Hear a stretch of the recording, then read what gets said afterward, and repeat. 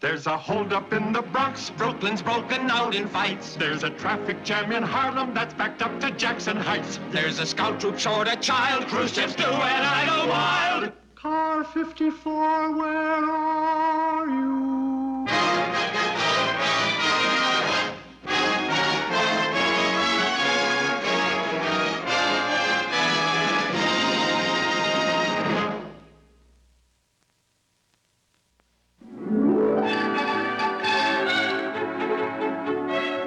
Go ahead. A green convertible with wire wheels.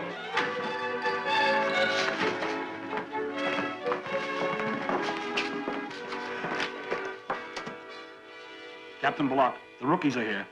Men, you're about to start your on-duty training. For 2 weeks, you'll accompany seasoned veterans on their patrols. Be free to ask questions. Watch them in the performance of their duties. Lieutenant? Captain Block, Lieutenant Chrisman, Personnel Training Bureau. How do you do? Men, I want to welcome you to the 53rd Precinct. Now, the police officers I'm going to assign you to are all crack men. Excuse me, Captain, but I've already made out the assignments. But I've always... There's been a change in procedure. I've studied your personnel carefully, Captain, and I'm sure I'll place our future police officers with the men who will benefit them most. Of course. Thank you. Williams, you're assigned to ride in car 38 with Officers Steinmetz and Dubrow. They're dressing to go on duty. You'll find them up in the locker room. You'll learn a lot from them. Kramer, you'll work with Police Clerk Antonucci. He's at his desk in the back room. He's a good man. Garfield, you'll ride in car 46 with Officers Wallace and O'Hara. They're going on duty in just a few minutes. Yes, sir. Corrigan, Reginald Corrigan. Does the name mean anything to you, Captain? Corrigan? If you read the police news, you'd know he graduated with the highest marks ever recorded at the police academy. Harvard graduate, Phi Beta Kappa. Really? Well, congratulations, Corrigan. Thank you, sir. Corrigan, you're riding in car 54 with Officers Toody and Muldoon. You'll find them both. Muldoon? Yes, according to our record. Excuse me. Would you please wait in the squad room? Yes, sir. Now, Lieutenant, about Toody and Muldoon. But I don't understand, Captain. According to my records... I'm sorry, Lieutenant, but you'll have to assign him to a different team. Why? Haven't you ever assigned a rookie to Toody and Muldoon? Just once, 6 years ago. What happened? He joined the fire department. I have other teams that Corrigan could be just... According to my research, Captain, car 54 is the only place for a man like Corrigan. But he's so young. Captain Block, we're testing a new procedure of personnel selection, which the Chief of Training has been kind enough to let me call the Cushman Plan. The Cushman Plan? Instead of leaving the selection of patrol car partners to you men at the police precinct level, the Cushman Plan studies the background of each individual and matches partners who have the same intellectual capacity and taste. And you think Toody and Muldoon? Oh, I'm only talking about Muldoon, Captain. I know Toody's intellectual capacity. I've seen the record he hung up at the police academy. It caused a reorganization of the entire training program. I know. Muldoon, on the other hand, like Corrigan, is a college graduate. He was top man of his class at the academy. They have similar tastes. They talk the same language. They'll keep each other inspired, which makes for greater efficiency. You mean if it works out, Muldoon and Corrigan will be a permanent team? Exactly. I'm looking forward to it as the first shining example of the Cushman Plan. But Toody and Muldoon have been partners for 9 years. I know. It's probably the most colossal mismatch in police history. Poor Muldoon. 9 years in the same patrol car with a clod who probably never opens his mouth. I hope you understand this, Francis. That's why they're so nonchalant. They get up there so nonchalant, like the other team just gives up. You ever see anybody as nonchalant as Mickey Mantle? Oh, Roger Maris, he's nonchalant too. But he's not as nonchalant as Mickey Mantle. Oh, don't get me wrong, he's nonchalant enough. He's more nonchalant than Tony Kubek. And Tony Kubek, he's no slouch at being nonchalant. You know who else is nonchalant? Yogi Berra. Well, sometimes he's too nonchalant. The bat slips out of his hand. I had a cousin Arnold, and he played the minor leagues. And you know what his downfall was? He wasn't naturally nonchalant. Oh, he could be nonchalant enough, but he had to drink a lot. Now, let me tell you something, Francis. When you're drinking and you're sprawled across that third base, you're not fooling anybody. The fans knew it. They knew he wasn't just naturally nonchalant. You can't fool those baseball fans. They see a guy sprawled across a bag with his mouth open. They knew he just wasn't being nonchalant. Ooh, 24. He's nonchalant, too. I could go as far as say that he's more nonchalant than Mickey Mantle. And you know how I feel about Mickey Mantle being nonchalant. I never saw anybody as nonchalant as Mickey Mantle. And you take Moose Stout. He looks like the most nonchalant of all. But personally, I don't think he's nonchalant. I think he's just sleepy. Gosh, Officer Wallace, I think I learned more from riding and listening to you and Officer O'Hara than I learned in my whole life. Oh, nonsense, son. Just a couple of old cops gabbing away. You're a good listener. You'll go far, Garfield. Thank you, sir. Be back in a minute. Come on, go down to the squad room. We'll show you how to make out our dailies. Oh, it certainly is a pleasure having someone in the car to talk to besides O'Hara for change. Chief Francis, I wish we had a little rookie all our own.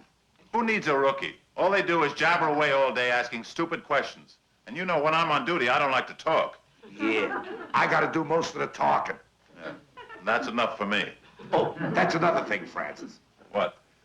When I talk to you, somehow I get the feeling that you're not listening. I listen to every word you say. Well, if you listen to every word I say, what did I talk about today? Today? Did you say something today? Of course I did. Oh, now I remember. You spent the whole day describing how wearing woolen underwear makes you sneeze. That was yesterday. Oh, of course. You see what I mean, Francis? If we only had a rookie in a car that I could talk to, there's so much that I could tell him. There's so much that I could teach him. Ben, Yes, sir. this is police trainee Corrigan. Starting tomorrow morning, he's riding with you. Yes, sir. Corrigan just got out of the police academy. Good old police academy. Say, is Lieutenant Foster still teaching there? Oh, yes, still there. I guess he never had the nerve to do it. The nerve to do what? He said if I graduated, he'd kill himself. That job for me. We'll join them first thing in the morning. We shove off at 8. A shove off. That's police talk for starting to work. Never mind, Toody. Just doing my duty, sir. I want to teach him everything I know. He knew that much the day he left kindergarten.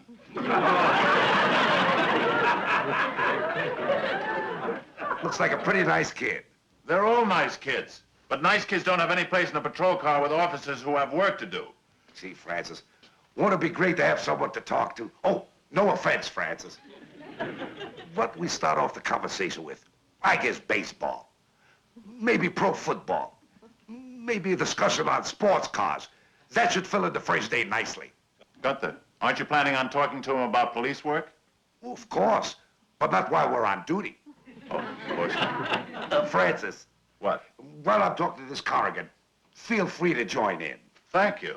I mean, I don't want you to feel left out. I'd just as soon.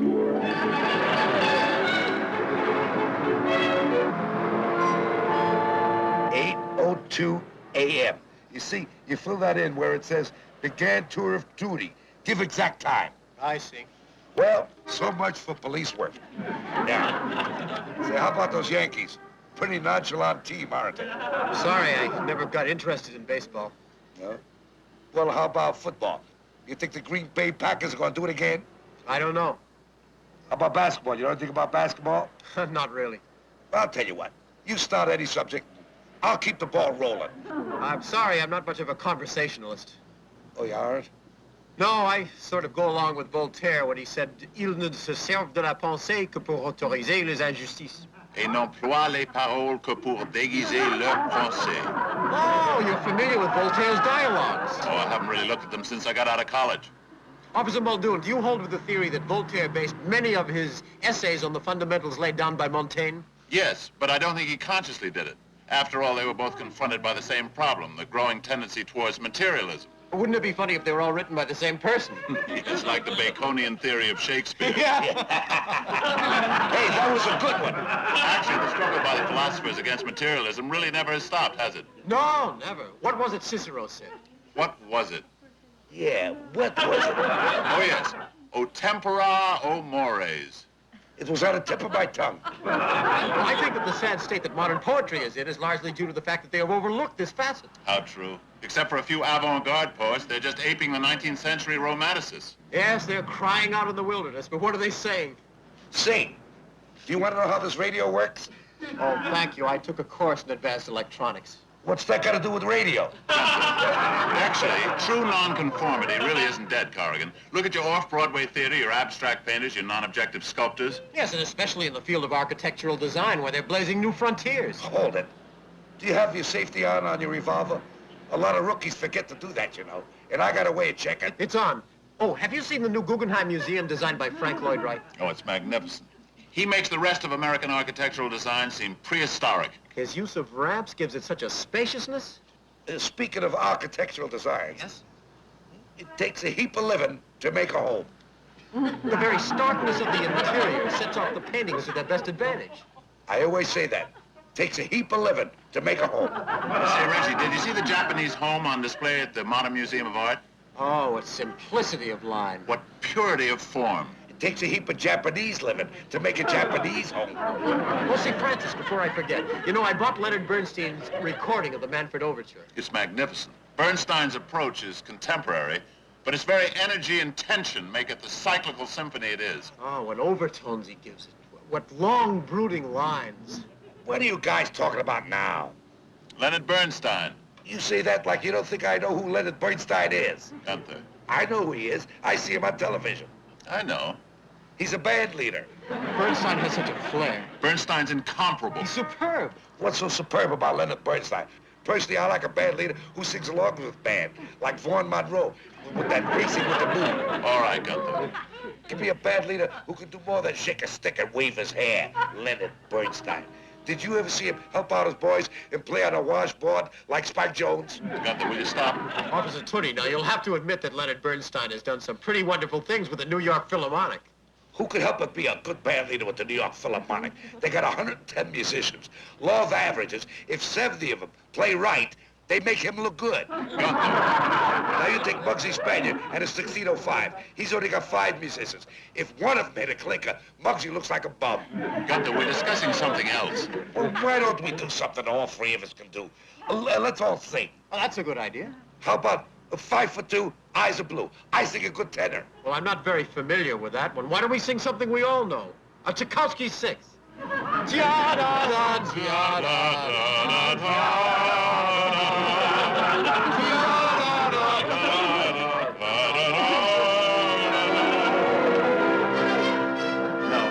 I can't agree with you, Reggie. But Francis, according to Huxley, living matter always arises by the agency of pre-existing living matter. But how do you reconcile this with Newton's theory Excuse me, that... Francis, have you got room for Schnauser? Schnauser? Yeah, in your car. Tonight's our night for bowling. Oh, I'm going to Carnegie Hall tonight. Carnegie Hall? How many alleys have they got? Carnegie Hall. Corrigan and I are going to hear the Budapest String Quartet. Well, after the Budapest, Well, after the concert, we're going to the Modern Museum to see the new Picasso exhibit.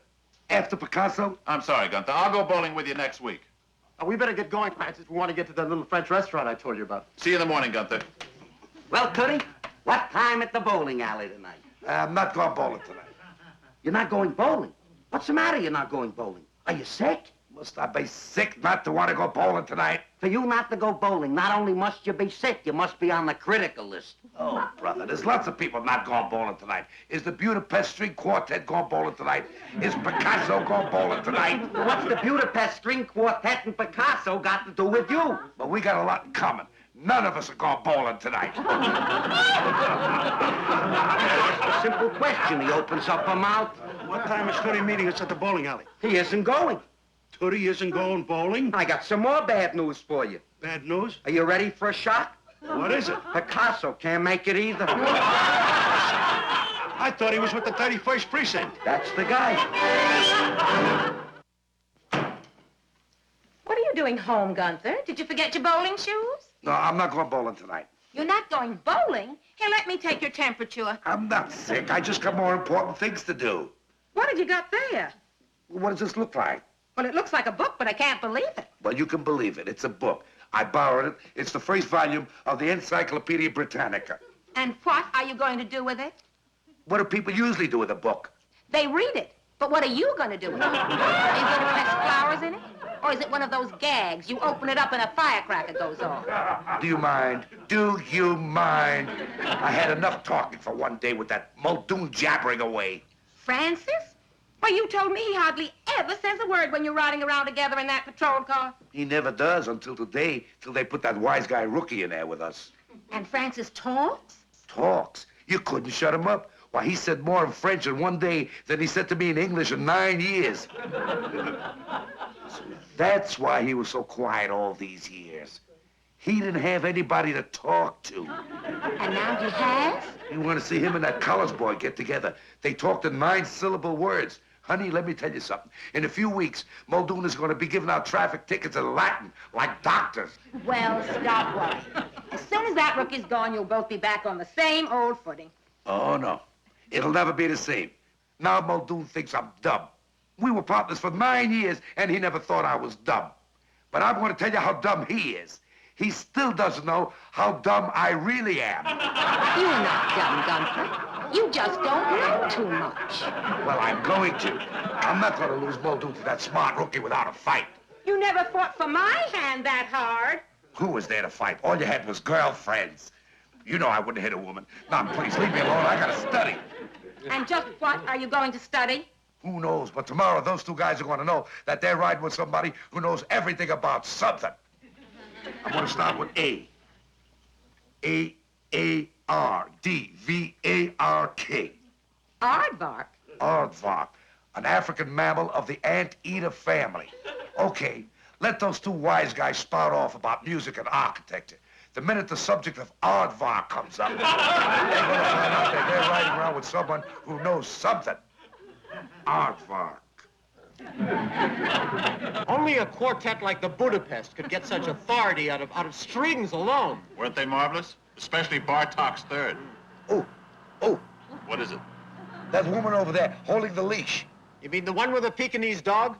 Oh, is that a dog? I thought it was an aardvark. Aardvark. Yeah, that's an African mammal with a tubular It snout. was in the Bartok piece that they showed their true genius. And wasn't the Picasso exhibit the end? Oh, it's fascinating. Following his change of style throughout his life. That's what's so wonderful about New York. The best of all the arts right here.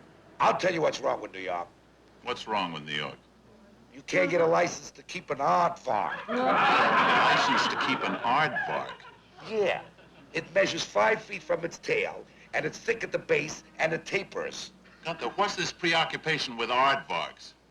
Oh, I was always interested in aardvarks. I've been your partner for 9 years, and I've never once before ever heard you mention an aardvark. Well, I never heard you mention Leonard Bernstein before either. It makes a lot more sense to talk about Leonard Bernstein than it does to talk about an aardvark. Not to an aardvark lover. Leonard Bernstein is a great conductor. If he's so great, can he exist on a diet consisting mainly of termites? Is Leonard Bernstein nocturnal with strong blunt claws? Officer Toody, you mentioned termites.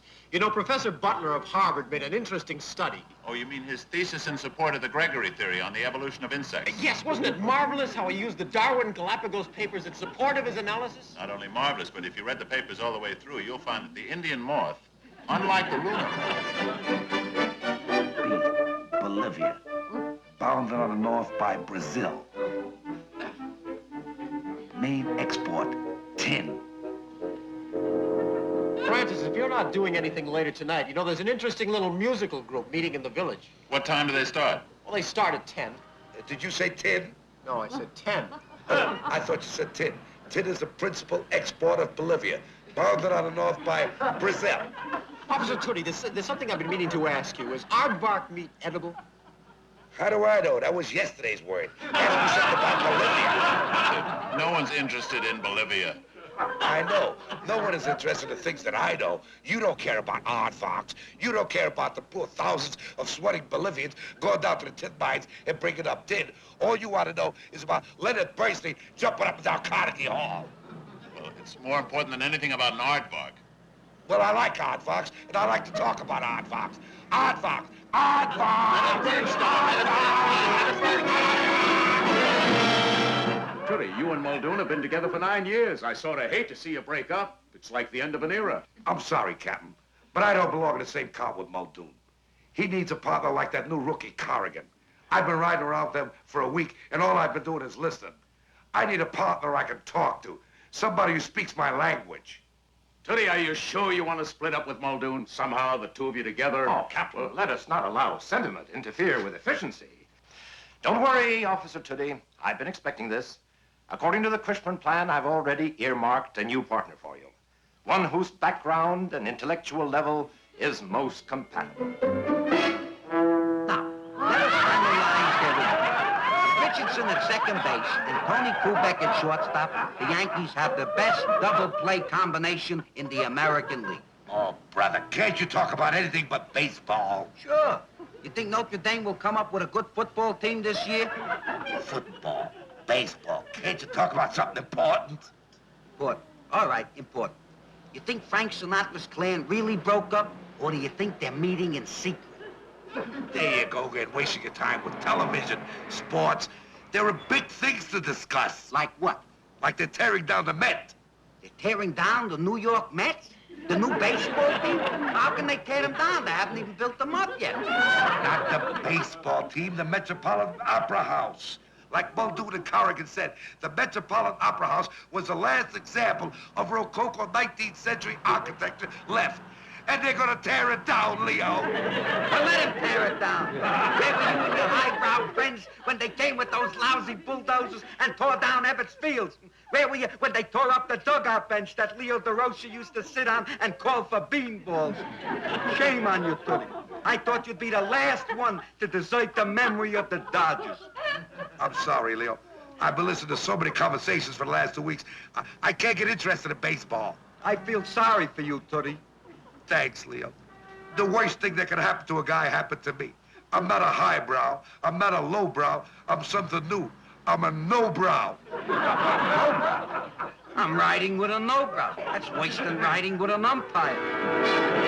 Picasso, yes. Matisse, yes. But I draw the line at Jackson Pollock. Francis, forget about technique. Think of his daring, his utter abandon.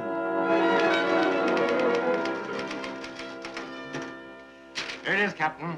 My report showing the complete success of the Cushman plan. When the commissioner reads how well I fitted Muldoon and Corrigan together... This is a police department! This is a police department! I'll tell you what you are. You're a bunch of bunglers. What's going on? What's going on? I'll tell you what's going on. A guy goes into my butcher shop, he robs me, he goes out. I go out after him and yell, police, police. A police car goes right by me without stopping. What car was that? Car 54. Car 54. Yeah, Muldoon I saw, but with a stranger. They went right by? Right by. I ran after them for 2 blocks. They didn't even turn their heads. 53rd Precinct. An accident on Fordham Road. We'll send a patrol car. What? There was a patrol car there, and it went right by without stopping? What? It went by twice? Car 54. Muldoon and Corrigan. It's the 4th call we've gotten today. They've cruised by fires, street fights, holdups. The minute they come in, I want to... But you must admit, Muldoon. you must admit that only Kusevitsky could bring out the poignancy of Prokofiev's earlier works. Muldoon. True, Francis, but he never did capture the andante movements of Shostakovich. Muldoon, Corrigan! Did you want something, Captain? Into my office. I'm shocked. You cruised right by holdups, accidents. Muldoon, what's happened to you? Reggie, would you wait outside a minute? Of course. But remember, we have to be at the Metropolitan Museum by 8 if we want to hear that lecture on early Egyptian art. I know. Captain, would you get that guy off my back? Would you get him away from me? All he does is talk, talk, talk. But Toody talked all the time, too. I know, but Toody talked nonsense. I didn't have to listen to him. I can keep my mind on police matters. But this guy Corrigan brings up such intelligent subjects, I have to keep my mind on what he's saying. I have to keep thinking. Please, Captain, get him away from me so I can concentrate on police matters again. Please.